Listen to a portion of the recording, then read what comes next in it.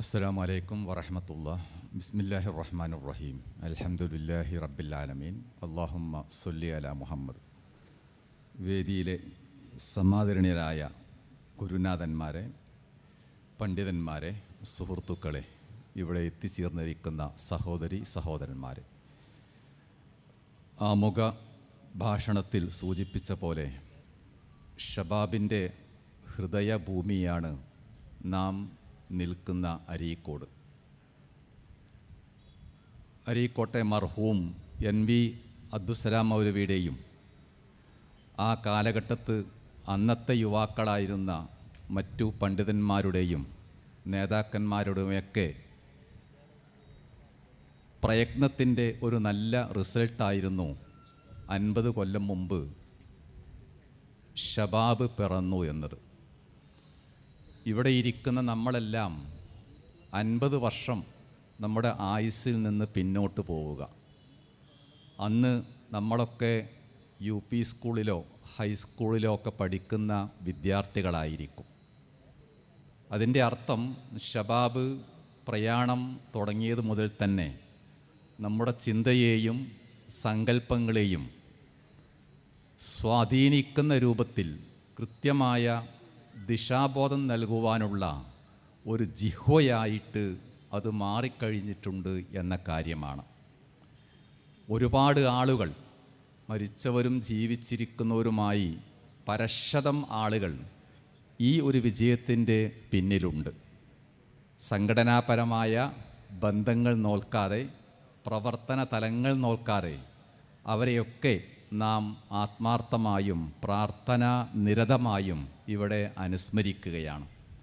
മർഹൂം doctor Usman സാഹിബും KP Muhammad മൗലവിയും അതുപോലെ മങ്കട അബ്ദുൽ അസീസ് സാറും AV അബ്ദുറഹിമാൻ ഹാജിയും AP അബ്ദുൽ ഖാദർ മൗലവിയുമായി ഒരു വലിയ നിര നമുക്ക് മുമ്പേ നടന്നു നീങ്ങി. ഷബാബിന് ഈമാനികമായ ദൈക്ഷണികമായ ഒരു പരിസരം രൂപപ്പെടുത്തുന്നതിൽ കൂടുതൽ സ്വാധീനിച്ച മർഹൂം ചെറിയമുണ്ടം അബ്ദുൽ ഹമീദ് മദീനയുടെയും ശ്രമങ്ങളെ, സേവനങ്ങളെ ഈ സന്ദർഭത്തിൽ നമുക്ക് മറക്കാൻ സാധിക്കുകയില്ല. 80കളിലും 90കളിലുമാണ് ഷബാബ് അതിൻ്റെ സാന്നിധ്യം പൊതുസമൂഹത്തിൽ ശക്തമായി അറിയിച്ചത്. മതത്തിൻ്റെ അകക്കാമ്പായ തൗഹീദും അനുബന്ധങ്ങളായ വിശ്വാസ ആചാര സാംസ്കാരിക കാര്യങ്ങളും പഠിപ്പിക്കുന്നതിനോടൊപ്പം മതത്തിൻ്റെ ഭാഗമായി തന്നെ സമൂഹത്തിൻ്റെ പക്ഷത്തു നിന്നുകൊണ്ട് സമൂഹത്തെയും മതേതരത്വത്തെയും ഒരുപോലെ ഉൾക്കൊണ്ടുകൊണ്ടുള്ള ഒരു സമീപനമായിരുന്നു ആ കാലഘട്ടങ്ങളിലൊക്കെ നമ്മുടെ ഈ ജിഹ്വ സ്വീകരിച്ചത്. അതുകൊണ്ട് തന്നെ മുമ്പില്ലാത്ത വിധം ഇസ്ലാമിക ദഅ്വാ രംഗത്ത് സ്വാധീനിക്കുവാനും ഷബാബിന് കഴിഞ്ഞിട്ടുണ്ട്.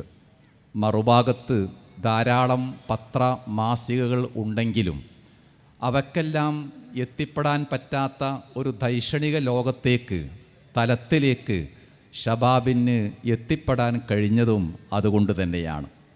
ഇപ്പോഴും പ്രസ്ഥാനത്തിൻ്റെ ഇസ്ലാഹി ഭൂമികയിൽ പല തലങ്ങളിലും പ്രവർത്തിക്കുന്ന സമാദരണീയരായ TP അബ്ദുള്ള മദനിയും ഹുസൈൻ മടവൂറും വേദിയിലുള്ള NV അബ്ദുറഹിമാൻ സാഹിബും അതുപോലെ അബ്ദുസ്സലാം മാസ്റ്ററും സലാഹുദ്ദീൻ മദനിയും അടക്കമുള്ള ഒരു വലിയ നിര ഇപ്പോഴും ഷബാബിനെ സ്നേഹിക്കുന്നവരായിട്ട്, അതിനെ നെഞ്ചേറ്റുന്നവരായിട്ട് ഉണ്ട് എന്നതും ഈ ഒരു പത്രത്തിൻ്റെ പ്രവർത്തനവും സ്വാധീനവുമാണ് എടുത്തറിയിക്കുന്നത്.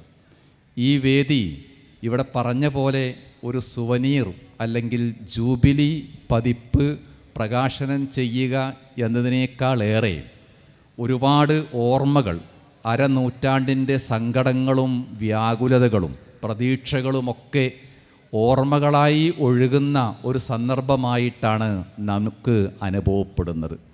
വേദിയിലെ സലാമാഷയെയും NVയെയും ചേർത്ത് വെച്ചാൽ തന്നെ ഷബാബിൻ്റെ ഒരു വലിയ ഭാഗം നമുക്ക് പൂർത്തിയാവുന്നതായിട്ട് അനുഭവപ്പെടുകയും ചെയ്യും. ഏതായിരുന്നാലും ഷബാബ് അതിൻ്റെ ദൗത്യം പൂർത്തിയാക്കിയിട്ടില്ല. ഇനിയും ബഹുദൂരം അതിവേഗം മുന്നോട്ട് പോകുവാനുണ്ട്. കഴിഞ്ഞ 5 പതിറ്റാണ്ടുകളിൽ ഒരു പ്രബോധകനായി, അധ്യാപകനായി, തർബിയത്ത് നൽകുന്ന പരിഷ്കർത്താവായി, ലീഡറായി എല്ലാമെല്ലാം നിലകൊള്ളുവാനും വിവിധ റോളുകളിൽ വളരെ വിജയകരമായി മുന്നേറുവാനും ഈ ഒരു ശബാബിന് സാധിച്ചു എന്നതാണ് അതിൻ്റെ നിത്യ യൗവനം ഇന്നും പ്രസക്തമാക്കുന്നത്. 50 കഴിഞ്ഞെങ്കിലും ഈ കർമ്മവസന്തം അത് നൽകുന്ന യൗവനം പ്രധാനമാണ്. ഇനിയും ധാരാളമായിട്ട് നമുക്ക് സഞ്ചരിക്കുവാനുണ്ട്. മുസ്ലിം ലോകത്ത് നടക്കുന്ന കേരള സമൂഹത്തിന് ആവശ്യമായ ദൈക്ഷണിക മൂല്യങ്ങളും ധർമ്മവിചാരങ്ങളും നിരന്തരം കൊടുത്തുകൊണ്ടിരുന്നാൽ മാത്രമേ യുവ തലമുറയെ കൂടി ഈ ഒരു പാന്താവിലേക്ക് അണി ചേർക്കുവാൻ കഴിയുകയുള്ളൂ എന്ന് നമ്മളൊക്കെ ഷബാബിൻ്റെ വായനക്കാർ എന്ന നിലക്ക് മനസ്സിലാക്കിയിരിക്കുന്ന കാര്യവുമാണ്. അതുകൊണ്ട് നീട്ടിപ്പറയുന്നില്ല. കഴിഞ്ഞുപോയ നമ്മുടെ മഹാരഥന്മാർക്ക്, ഷബാബിനെ നെഞ്ചിലേറ്റ് ജീവിച്ച അവരെയെല്ലാം പ്രാർത്ഥനാപൂർവം നമുക്ക് സ്മരിക്കാം.